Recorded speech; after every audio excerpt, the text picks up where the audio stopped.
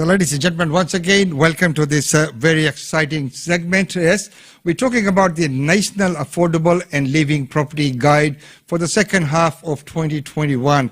And it is all exciting news. So today we will find out about what's happening in all the suburbs, and we will look at the guides, which will be available for Brisbane, Sydney, Melbourne and Hobart. These guides provide valuable insights and highlights of the market and report on many key indicators to create a holistic picture of the property conditions in each capital city.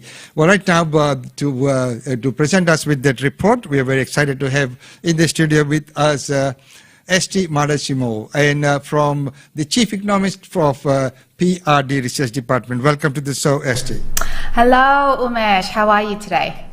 Very, very good. It's wonderful to have you back here in the studios and talking about, and it's exciting that this report is out. So could you first of all please give us an overview of the report? Definitely. This report is one of the most exciting reports that we put out, and the reason that it is exciting for us is we all know that the property market is very hot at the moment. We know that there's a lot of people out there a little bit frustrated about the property market in terms of they want to buy or they want to invest or they want to rent somewhere, but they feel that they just can't get into the market. They're sort of throwing up their hands and going, where can I find a suburb that I can still afford? And, it's very true. In Brisbane, for example, about 6 months ago, so when we did the first half of 2021 report, if you have a budget of anywhere up to $700,000, you can access about 46% of the market. So that's almost 50% of the Brisbane market, Umesh. Whereas this time around in the second half of 2021, you can only access 27% of the market. So if you can imagine it, beforehand with a budget of $700,000, you can access half of the market, so about this much, and now it's pretty much half to only this much at 27%. And this is what we're seeing in all of the other capital cities. There's definitely been a reduction in the number of suburbs if you do have a lower budget that you can access. So this particular report really tells you if you have a particular budget or if you are currently frustrated with where can I go, where should I buy, where should I invest, I'm not really finding any suburbs that I can go to that is within my price range, this is the report that you want to have a look at. And that is wonderful that people can go to one report and find out all this. So what have been some of the key findings? So quite a few key findings, Umesh. Like I said, the very first one is that definitely there's a shrinking in the affordable levels for each of the capital city. Thankfully though, for Brisbaneites, we are still quite fortunate that our first home buyers can access about 27% of the market. So if you do have a budget of up to 700K, you can access about 27% of the market. I know that that sounds really small, but in comparison, in Sydney, for example, if you have a budget up to, $1.5 million, which is strangely enough for Sydney is their lowest affordable category, you can only access about 16% of the market. In Melbourne, if you only have a budget up to 800K, you can only access about 19% of the market, and in Hobart you can only access about 14% of the market if you have the lowest affordability category, which is up to 500K. So I know it sounds, oh my god, it's so scary that we can only access 27% of the market at the moment with the lowest budget possible, but in comparison to other capital city, Brisbaneites actually still have kind of like the haven for first home buyer, or have a little bit of advantage because you can access 27% of the market instead of 14 or 13 or 19% in other capital cities. So that is wonderful news for the Brisbaneites, as you have mentioned that the affordability in there. So looking at that, and one of the things that you mentioned in your intro was the prices going to the roof and the market is just ordered up. So how does that equate to the cost of livability? Yeah, it's quite interesting in that sense, Umesh, because the reason why we put out this report is we don't just go for the cheapest suburb. And the livability, the cost of livability is how much that you have to pay if you are going to go for a suburb that is within 20 kilometers of the CBD, which means that you don't have to travel so far out of the CBD for, work or study or entertainment, lifestyle, any of those sort of things. So within 20 kilometers of the CBD, a suburb that is well served by amenities. And when we say amenities, we mean that there's lots of schools around, there's a hospital, there's doctors or medical sort of assistants, there's shops, your supermarkets, your cafes, restaurants, and things like that. Because I don't know if you remember this, Umesh, but remember back then in the COVID lockdowns where we could only travel within a certain radius of our own suburb, within 5 or 10k radius of our suburb. Imagine if you live in a suburb where you can't have a coffee nearby, or the supermarket nearby, or a hospital or a doctor nearby. So that's what we mean by livability. So first of all, within 20 kilometers. Secondly, well served by amenities. Thirdly, low crime rate, because obviously we don't want to send you to a place that is unsafe. Fourthly, a place that has a low unemployment rate, because that means that there's economic growth in the area. And obviously we want to send you to places where it's not just high growth now, but a lot of growth in the future.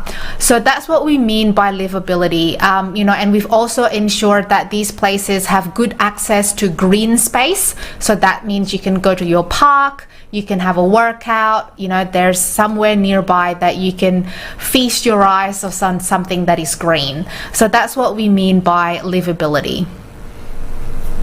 So that is once again wonderful that we can have access to that report. So looking at the affordability versus livability. So do we have city by city some stats? Yeah, definitely. So for places like Brisbane, for example, is this the part where you would like me to name the suburbs, Umesh? I love this part. Okay, so this is the part that you need to write down. So for Brisbane, if you're looking for houses, we would recommend Bracken Ridge. The median price there is $624 for houses. Oxley, $695,000, and Birkdale, $720,000. For units, it's McDowell, which is kind of in the north, $423,000, Gordon Park, $440,000, and Kedron, $449,000. So, I was talking about first home buyers that has a budget of up to $700,000, and most of those places that we've spoken about, Bracken Ridge, Oxley, McDowell, Gordon Park, Kedron, all have a budget of under $700,000. So that's for Brisbane. Do you want to know for Sydney as well? Yes, please. Brilliant. So for Sydney, for houses, it's Janali, $1.3 million, Peakhurst, $1.4 million, and Como, $1.4 million. For units in Sydney, it's Mortdale, so $657,000, Peakhurst, $750,000, and Cromer, $812,000. So again, Umesh, I spoke about how if you have a budget of $1.5 million in Sydney, you can only access about 13 to 15% of the market. All of the suburbs that we've identified just then all have a median price of under $1.5 million. Wow. Okay, so moving on, do we have a report for Melbourne? Yes. So Melbourneites, for houses, the suburbs that you want to look at are Point Cook, so that's $702,000. Keilor East, $920,000, and Greensborough, $970,000. If you're looking for units, you will want to go to Truganina, that's $446,000, Greenvale, $590,000, and Hadfield, $600,000. Okay, last but not the least, how is Hobart doing? So Hobart, interestingly enough, Hobart is always a special case, Umesh, and the reason why it's a special case is because many people think that Hobart is the most affordable capital city, and it used to be like that for the past 2 years, for the past 12 months.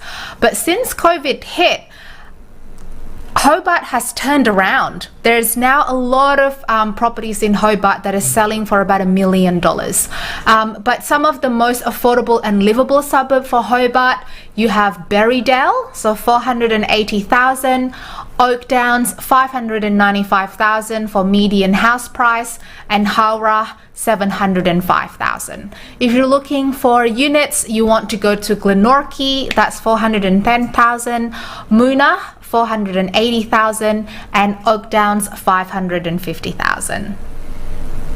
Right, so that's all the major cities they are covered. So, overall, if you look at the property trends now, so what's happening in that sense? So what are the trends that have been emerging? Quite a few trends. At the moment, we're definitely seeing lower days on the market, so properties are selling faster than before. There is quite a lot of development that is being commencing, so they're starting right now for 2022. So hopefully a lot of these new developments will satisfy people's demand. The reason why we are seeing the prices that we're seeing right now is because there's a lot of demand but not enough supply. But there's definitely a lot of supply planned. In Brisbane, for example, about 5,000 units is currently being built, and about 4,000 townhouses. In Sydney, about 7,000 units, and in Melbourne, 11,000 units are currently being built. So there's a lot of supply that are coming in. Same in Hobart, about 400 units and 400 houses are currently being built. So we're definitely seeing more supply coming into the market, and that will hopefully help the balance of the market a little bit so that the prices don't go too much further. Well, rightfully said, because when we look at the market at the moment and the way the prices are going, whether it's sustainable in the long term or not is another matter. And as we have always noticed that in property trends, the prices peak, then they plateau, then they sort of come down, then they rebound. So at the moment, we have seen such a large influx of buyers who have coming in the market. Many of them are saying that they are finance ready, and so the normal things that we had to have before are now not happening, and people are offering more than the listed price. And in the weekend, I read a report about an auction in Sydney where someone paid about 530,000 above the reserve price. So that's insane, some of the prices that are happening. So is this sustainable in the long term? With your research, and you have just, thanks for sharing that information about the new apartments and units coming in. So looking at the supply chain and the number of people who are getting into the market, so what's your future prediction looking forward, moving forward? So first of all, whether or not the price growth is sustainable, the short answer is no. It's not sustainable. And the reason why it's not sustainable is that, previously, about 6 months ago, on average, Australians are paying 30% of their total income towards their mortgages. Right now, 6 months from that, we're paying about 35 to 36% of our income towards our mortgages. So if the price keeps on going up, that means we're going to have to sacrifice more and more and more of our income. And then what do we all live on, right? So, that's where the part that is unsustainable, because affordability levels have definitely declined. So yes, the supply will help. If you notice, a lot of banks now have already started to increase their mortgage home loan rates. So Westpac, ANZ, NAB, even Commonwealth Bank, they've increased their home loan rates. And so that means that in the future, or very much so in the very near future, it's going to stop more people being able to buy and being able to bid for higher or offer for higher, because that's what's happening at the moment. Because the cash rate and the interest rate for home loan rates were so low, people were relying on the cheap money to be able to bid higher, to offer higher. But now that the cash, not the cash rate yet, but the interest rate for the mortgage home loans have increased, it's going to make people double think in terms of what they can actually afford, how much mortgage repayments they're going to have, and how much they can actually offer and how much they can actually bid on the market. So hopefully that will bring down, and like you say, Umesh, it's not going to be a big crash, it's going to be a small correction, it's going to be a little bit of a plateau, which I know can be scary because people think, oh my goodness, the property market has crashed. But at the same time, we need that correction so that those who are first home buyers, those who are currently priced out of the market, can be competitive in the market again. And rightfully said, because for real estate agents, the worst time for them is not when the market is really low, because when it is low, the people know that it is low. The market is what it is. The worst time for real estate agents in the industry is when the prices have peaked and have just started coming down. Yes. Because the vendors' expectations are still high. And the vendors say, oh no, the other, our neighbors got such a price, and we should be getting that as well. And it's very hard for them to condition that now the market has changed. So, that is a point. Well, you have touched on the interest rate, and now that, of course, as you have mentioned, is a bit of a scary part, because the interest rate being where they are now, and people, borrowing up to the limits, and sometimes even beyond that. Because they've got some mum and dads helping them with some deposit. But should the interest rate go up higher than what they are, which it eventually will, so what do you think would happen? Would people get a bit of a strife trying to keep up their repayments? So it's a little bit of what I call the real estate yin and yang. So, if we know the yin and yang, you've got the black and white to kind of keep everything balanced. On one side, we're definitely going to see potentially some mortgage stress, particularly if the people have, like you said, Umesh, they have borrowed above their limit or above their actual capacity. And sometimes people do that, and that's potentially because they might have equity somewhere else, or they've been helped out by government grants, or they really want a particular house, and the banks have been able to lend them higher than they should have. So in those sort of special cases, we are going to start seeing some people with mortgage stress. The good news when it comes to houses, or when it comes to the real estate market, is that it's an industry that is recognized as the primary need of people. So people will always need a home. We always need somewhere, a place to live in. And so if we get to a certain point where, there's a lot of mortgage stress, or there's a lot of, we're seeing a lot of foreclosures or people selling because they can't keep up with the mortgage payments, I would not be surprised if the government comes in with some sort of tax relief to be able to increase our disposable household income.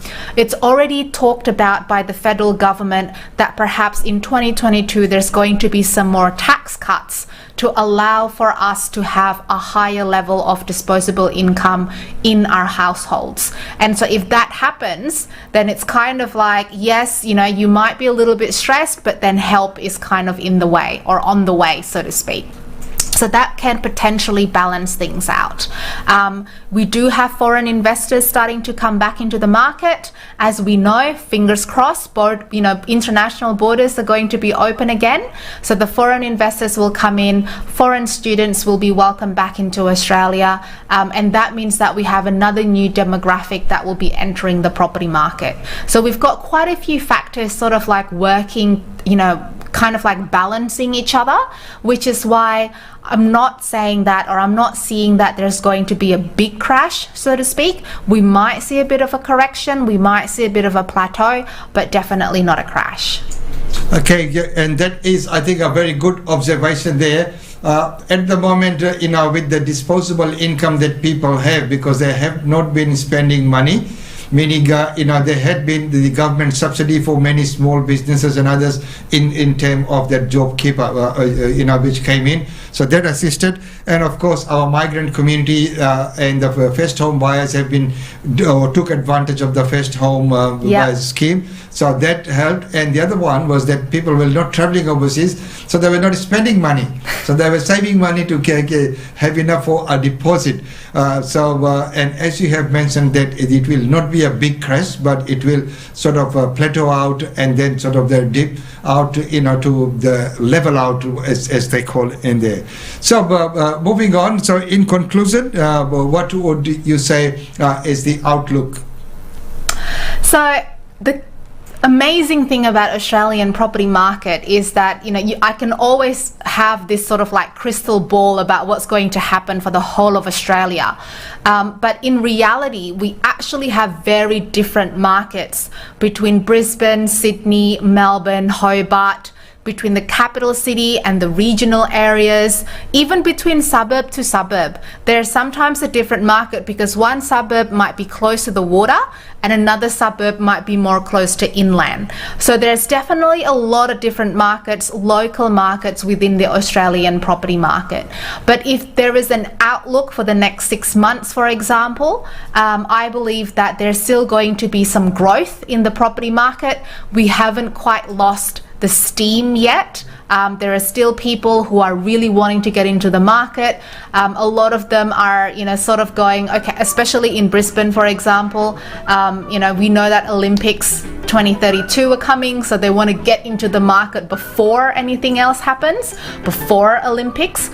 Many people are wanting to get into the market before the international borders open, before foreign investors and international students come in. And so we haven't lost steam yet in the property market. There's still a little bit more growth that you'll be able to see in the property market. But around sort of like the end of the first quarter of 2022, maybe towards mid 2022, that's when we might start to see some leveling out in terms of prices in the market. And indeed, we will see that sort of leveling in the market, as you have rightfully mentioned. Asti, because there's so much we can cover in this interview as well, but if people need to get that report, the report that we've been talking about, and analyze it for themselves and have a look at it, where can they go and how can they get their hands on this report? So the report is publicly available to everyone. There is no cost for the report at all. We believe that sharing information is key because, like we say, research is power.